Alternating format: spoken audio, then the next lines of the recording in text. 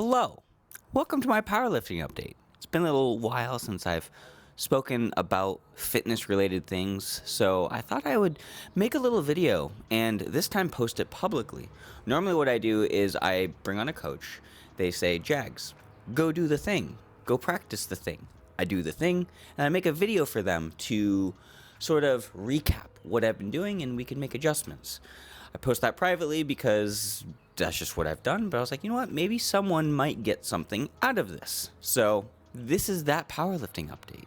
So long story short, I signed up for a powerlifting meet in 2024. The meet is on May 19th, and I'm recording this on, March 8th, 9th, 10th, March 10th. And I just finished my first 3 weeks of the training block. For those of you who don't know powerlifting training, it's basically you break up your training into a progressive sequence of weeks where you add a little bit of weight or some reps each week. So I am now working with the strength athlete rather than 3D Muscle Journey, not because of anything other than the fact that Alberto Nunez, my coach, if you're watching, hope you're doing well. He just had a baby, or his wife just had a baby, and I was like, you know what? I'm not going to bother you right now. And I'm kind of doing my thing. I'll let you do your thing, and we'll touch base about the physique-related stuff later on. But that brings me to the first point I kind of wanted to share. Obviously signed up for a powerlifting meet on May 19th, and prior to that, I was dreading training, as in going into each session where it was just like super high reps, going very close to, if not failure, on almost every set at the end of a block. It was just debilitating and stressful, and it took a toll on things. Powerlifting training is very different. Rather than doing sets of 15 plus on the leg press, we are now doing singles on the squat once a week, singles on bench, singles on deadlift, and then some extra volume after that. And I missed squatting, I missed deadlifting. I did not miss benching as much because it is very weak, but we'll get to that in a second. So long story short, I'm just excited to say that I am loving my training right now.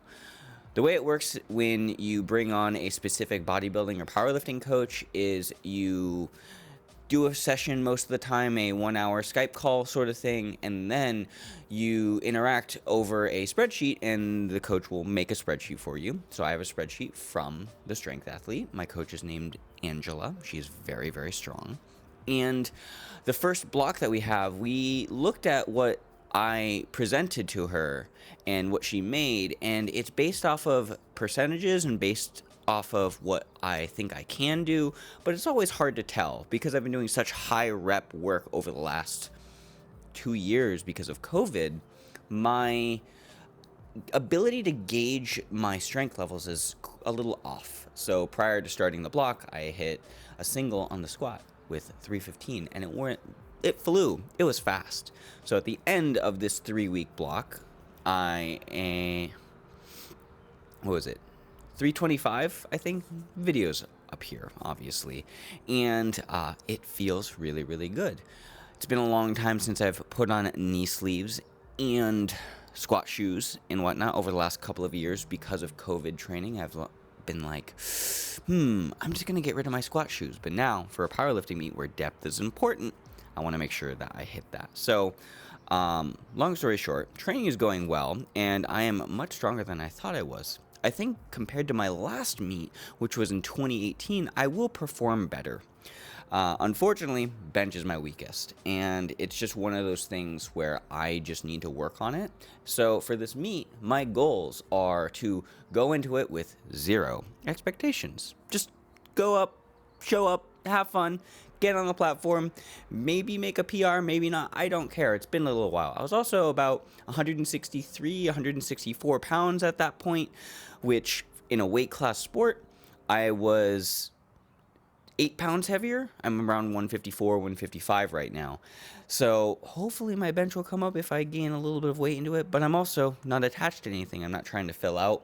I'm not trying to be competitive. I'm just trying to have fun. So I'm eliminating any number goals. I'm eliminating any sort of weight goals to try and fill out the weight class. It's just about showing up, having a good time. Maybe later of the year I will consider doing something a little bit more competitive for me. But right now, I just don't care. So obviously I hired a coach, and I'm making this video primarily for Angela, so then she knows what's going on, and that's just important so we can plan the next couple of blocks. This video is to recap the last 3 weeks, because the way the program works is they're going to do the next 4 weeks based on how well I did these last 4 weeks. So I'm going to finish one more week based off the initial program, and then we might adjust accordingly.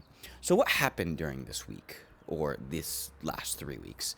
The first spreadsheet that I got was a little conservative, so I did bring up the weights just a little bit, but I was also conservative about my estimations of where my maxes are and how hard I should, or how heavy I should lift, because I know that I have a tendency to do a little bit more than I should.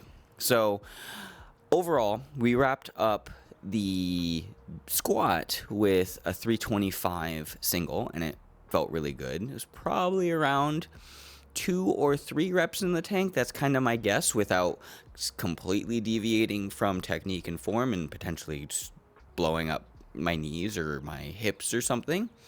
My bench is very weak, but we're working on that. And I finished a single at 165, and that felt better. And I feel like my strength for bench is coming back very slowly.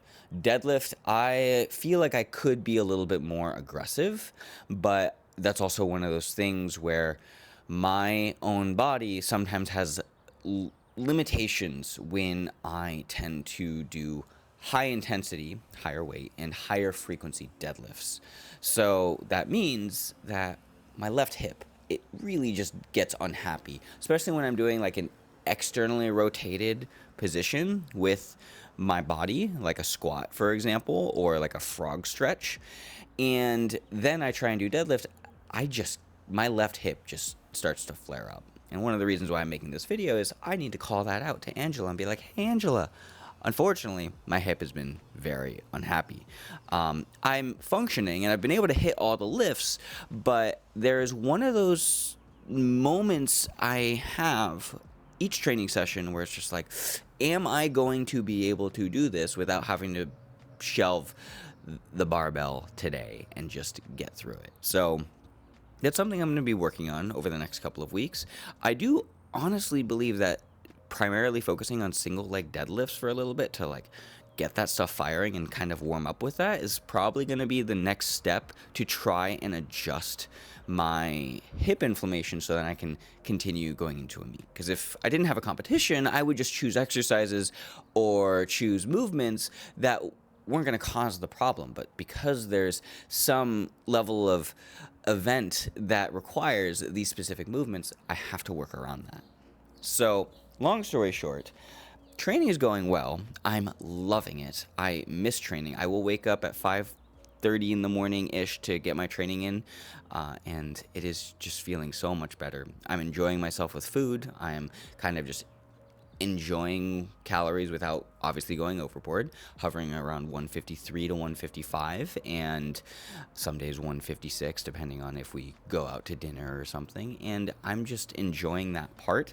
And because I'm about 10 pounds under competition weight, I'm not worried, especially if I gain a couple pounds in the interim. That might just help me out in the long run, as long as I'm training hard and not eating like an asshole.